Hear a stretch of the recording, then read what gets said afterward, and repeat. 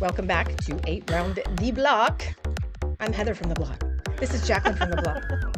Jenny from the Block is too cool to come on our show, most likely. She's busy. Yeah, she's somewhat busy. She's not in Oklahoma right now, Yeah. so it's just us and D'Anthony from the Block also at the helm, as always. We were just talking about my disaster of a wedding that happened right before the break. And now we're talking about this other couple that got engaged. I think this is so romantic. At the airport where they met, they chose to get married in the very place where they met. This is sweet. So they it's like out of a romance movie, in my opinion. So it was the Philadelphia International Airport in February of 2023. This lady, Leslie, from New Jersey, had stopped to take a picture in front of the Welcome to Philadelphia sign. And Matthew Brenner from Northeast Philadelphia offered to take the picture with her, or of her. Yes. And so they started chatting it up and so forth. And they were both waiting for rides to pick them up. So they exchanged phone numbers. The rest is history. That's how they met back in 2023. And then they decided to, hey, why not? Let's go back to the same airport where we met and let's get married there. I think that's such a cool idea. This happened at the Philadelphia International Airport beneath the very same welcome sign where they'd met. Will you marry me? Oh my gosh. So That's a cute couple too. Yeah, in reading the story, I guess they were only together in coincidence. They met like a whole 10-minute interaction. Yeah. And they exchanged numbers, and she even boldly said, I will stay an extra day and cancel my flight out if you want to hang out. Oh, she knew, she felt it. She felt it. I said they got married. What I meant was got engaged. So they went back there and he asked her there. Obviously, you can see her reaction. It's a really sweet story. Yeah. I thought they were on the escalator. I was like, she better hurry up and say yes. But no, they're on the stairs next to the escalator. That's so cute. But I'm sure that they'll probably go back again and get married there. That's they really should. neat. That's really great. Yes. And I feel like the airport should, I don't know, sponsor this wedding. Philadelphia, step in there. It's a great come on. Exactly. I think that would be awesome. That's a really good idea. Yeah. And then they could brand it and market it and so forth. So everybody go to Philadelphia International Airport on this day to watch this wedding. I mean, that'd be neat. So, okay. We had talked about superheroes. Yes. On Friday, Kent Ogle was here, and we talked about stamps coming back into rotation, and you could vote for your favorite. There was Wonder Woman, there was Superman, there were the Disney villains. The villains, that's who I would have chosen. I mean, too. I love the Disney villains. I think they're cute. And being a mom like you are, we've seen all the Disney movies that there are. So Kent was like, who's that? Who's that? And I was like, well, let me tell you. And I can give you all the details of all these villains too. So anyway, Superman was one of those stamps. Superman's statue now is being unveiled in Cleveland, in downtown Cleveland. This is a cool story too. A lot of people were waiting for this, couldn't wait to have it, just to spruce up their...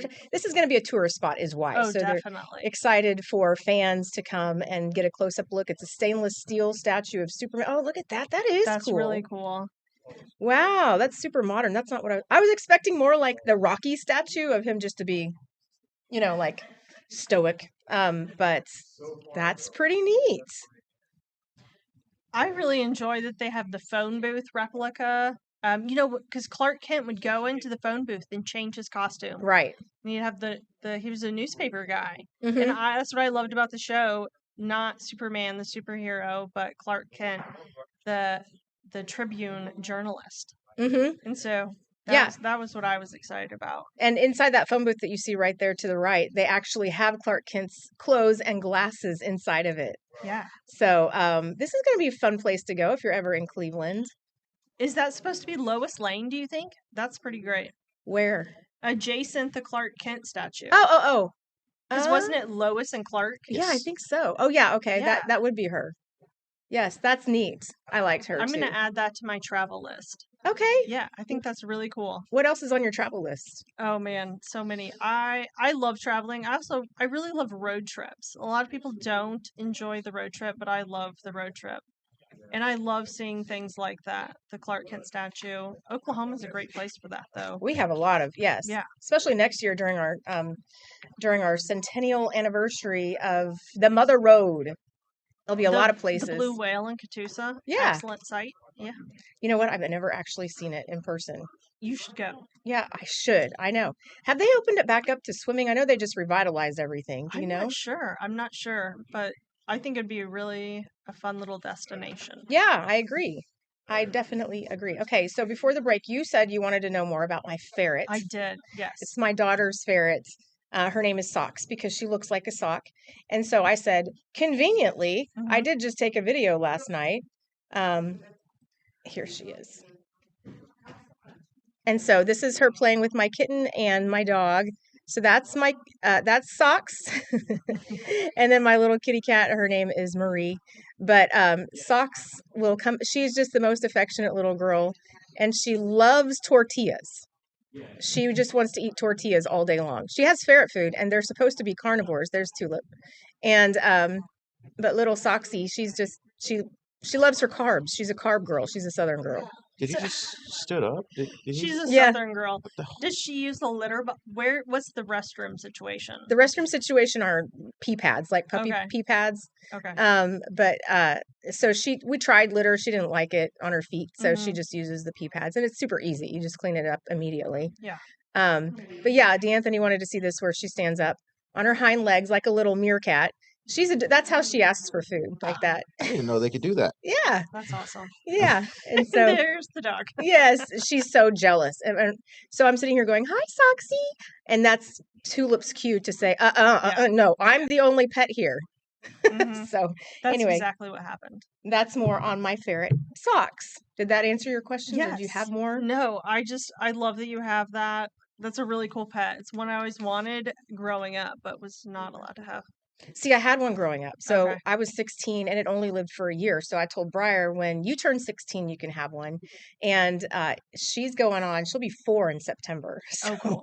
They can live up to 6 years in captivity. Mine had a blockage in its intestines. And way back then, they didn't have ferret vets in Shawnee, Oklahoma. So, but this one, no, absolutely not. This one, we've had to even put in little, what are they called? Like microchips, but they help with her hormones. So they help her live longer. We've had to do a couple of those. When she starts losing fur, then that's your cue that her hormones are diminishing. Oh. You take them to the ferret vet, which is the wildlife vet in Edmond. And that's what they do. They put this little chip in her shoulder blades that helps her preserve her life. So we love her. We think she's fantastic. That's great. We have more to get to when we come back, including the haunted doll, Annabelle. Somebody actually bought her. We'll tell you why coming up. They're risking their life.